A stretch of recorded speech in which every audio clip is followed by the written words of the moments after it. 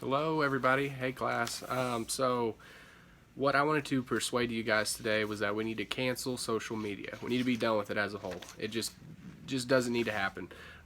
Social media is melting the brains of our youth, and it is going to deteriorate our future generations that are happening.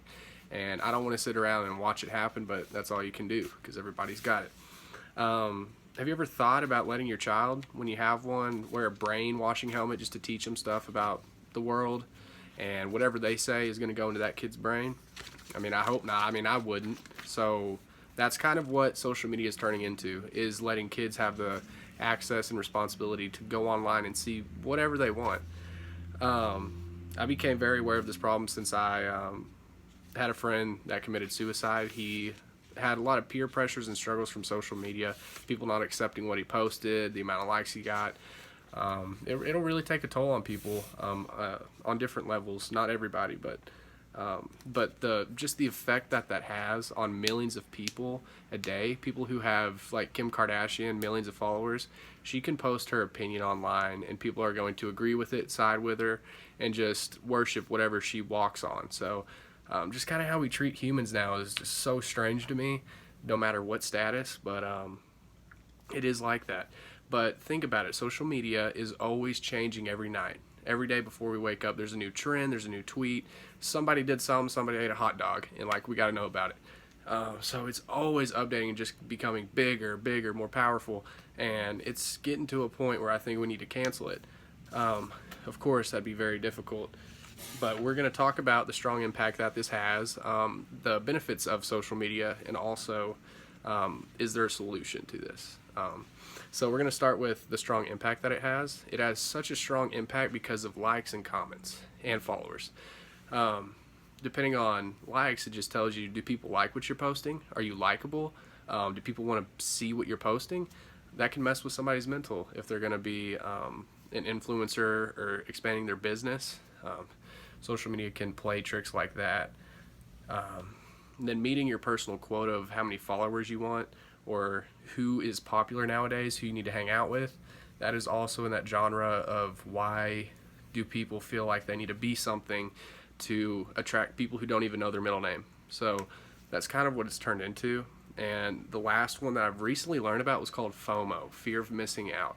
FOMO is a very real thing. I'm sure we've all witnessed it. We still do. I do too, probably every week at least one time. But FOMO, fear of missing out, means you see it on social media, say Snapchat, of not a cool pool party going on and you weren't invited. You'd be like, man, I missed out on a fun time with my friends. And we've all been there, we've all experienced it, but it has a very strong impact. There's political views. That has become the main central media of just social media at the moment. I've seen people hate each other. I've seen families just get away from each other because of this. On Facebook, on Twitter, people get canceled all the time for politics. And it does outreach to like different news sources and what's going on, but in the end, I really don't know if political views is going to be political since social media has evolved. But there's very sensitive topics that are talked about on social media, and it can impact somebody's view of something they really care about, or just people who just have no disregard and will put comments on Twitter to people that they don't even know of, just hurting them. Then we also have idols. We have influencers like the Kardashians, like I mentioned, Drake, just anybody famous. They influence so many young kids and people. If they post, like, say for the Kardashians, we all know they post skimpy stuff all the time. Would you want your 12-year-old boy or 12-year-old girl looking at that? I mean, it's really becoming too strong for my liking, and I'm sure a lot of other people's likings. But that is a big, big mistake that social media is playing on everybody. But what it also does is, about the solution to this problem for social media, I believe there will never be a solution. I think if you took social media away today, people would lose their ever-loving mind. They would have no idea what to do with themselves or how to look to others. How do I become this with this person?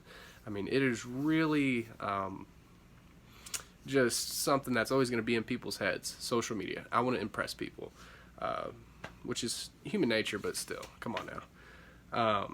And it always keeps you on your phone. Social media always does. Most of the time, I'll get on my phone probably 30 to 40 times a day if I'm just hanging out doing nothing. But now I looked it up, and 96% of people who have phones, they pick up their phone at least 100 times a day. At least 100 times a day, just to look at it, just to do whatever. And to that point, we are being controlled with our time and our energy and our money for this social media stuff. It keeps you on your phone, and we check every 10 minutes as well, is what I found. It's where our friends are. It's where our family is. We want to belong there. Everybody else is doing it, so why not do it? That's kind of the mental I got when I was a kid creating Facebook. I didn't know what it was, but everybody else had it, and I thought it was the coolest thing. But to kind of rewind, let's go back. Let's talk about benefits. How could these benefits of social media play into? Does it outweigh the negatives? Personally, no, it does not. There's way too many negative things, but the benefits of it could be advancing your business. If you have a new clothing brand or people who will pay you to post on Instagram for their product, I mean, that's great. More money to you, more attention, more followers. There's also updates on current events. I heard about Kobe Bryant off of Twitter, and I didn't believe it because it's social media. But when I found out it happened, I mean, it was just terrible. But it does give you that news very quick. But it has advanced society. That's another benefit. Society has become a lot quicker, a lot smarter, a lot faster. So fast to the point where we just go out of control. We lose our minds. People will jump to conclusions so quick. I mean, when you talk to somebody in a store, it's about 10 seconds. But our attention span for other people that are actually physically in front of us, we would much rather Snapchat or text. And it's really, really sad. My grandpa at Thanksgiving always says, "You better put that phone down." He does not allow it for us. But we can always look at the good in the world, and a few of those things, I never think that's a bad idea. I've seen people thrive from social media, and I've seen people become very successful and very liked. But to conclude all of it, we talked about first the strong impact that this has with social media, the political views, the likes, the idols. We also talked about the if there's a solution, and there is not a solution. There will never be one, but I hope it can be kind of tampered with and taken in a little better. And then we also talked about the benefits. So you wrap that all to a big bow, and you have social media. But please monitor yourself, know what you're looking at, and put good stuff in your head. Don't put any garbage stuff on Twitter. But it was nice taking this class, and I hope everybody has a great rest of their year and a great college career. Thank you.